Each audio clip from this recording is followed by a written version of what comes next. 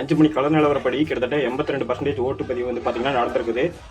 இதை விடவே நடக்க வாய்ப்பு அதிகமாகவே இருந்துச்சு. என்ன அப்படின்னா, சென்னையில் இருக்க கீழம்பாக்கத்தில் இருக்கிற பஸ் ஸ்டாண்டில் வந்து பார்த்தீங்கன்னா, நிறையா பஸ்ஸுகள் வந்து பார்த்தீங்கன்னா வரல. இதனால் ஓட்டு போட வந்தவங்க வந்து நிறைய பேர் ஓட்டு போட முடியாத சூழ்நிலை ஏற்பட்டிருக்குது.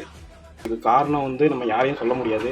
பெரும்பாலும் அந்த அளவுக்கு வந்து பார்த்தீங்கன்னா சிச்சுவேஷன் மோசமாக இருக்குது. நிறைய பேர் வந்து பார்த்தீங்கன்னா ஆளுங்கட்சின்னு சொல்கிறாங்க. நிறைய பேர் வந்து பார்த்தீங்கன்னா டிரைவர் இல்லை, கண்டக்டர் இல்லை, அந்த மாதிரி ரீசன் சொல்கிறாங்க. ஆனால் இத்தனை வருஷமாக வந்து பார்த்தீங்கன்னா எல்லாமே கரெக்டாக தான் இருந்துச்சு. பட் இந்த வருஷம் மட்டும் ஏன் இப்படி ஆச்சு அப்படிங்கிறது நிஜமாவே தெரியல.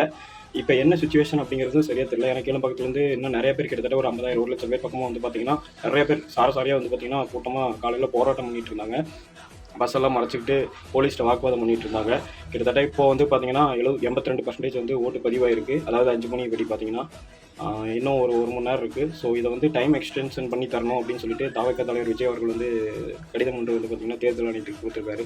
பார்ப்போம் டைம் எக்ஸ்டென்ஷன், அதாவது டைம் எக்ஸ்டெண்ட் பண்ணுறாங்களா இல்லை வந்து பார்த்தீங்கன்னா 6 மணியோட முடிக்கிறாங்களான்னு சொல்லிட்டு. எந்த ஒரு தேர்தலையும் வந்து பார்த்தீங்கன்னா, அதாவது இதுக்கு முன்னாடி நடந்த தேர்தலில் இந்த மாதிரி ஒரு சுச்சுவேஷன் வந்ததில்லை. பட் இந்த தேர்தலில் 2026 தேர்தலில் தான் இந்த மாதிரி ஒரு சுச்சுவேஷன் வந்திருக்கு. ஸோ இதை எப்படி பார்க்குறதுன்னு எனக்கு சரியாக தெரில. பட்டு இதுக்கு சொல்யூஷன் வந்து பார்த்தீங்கன்னா கவர்மெண்ட் சைட்லேருந்து தான் பண்ணியிருக்கணும். பட் என்ன ஆக்ஷன் எடுத்தாலும் சரியாக தெரில. ஸோ வரப்போகிற நியூஸில் பார்த்துட்டு தான் வந்து பார்த்தீங்கன்னா வரப்போகிற இன்ஃபர்மேஷனை உங்களுக்கு வந்து நான் சொல்கிறேன்.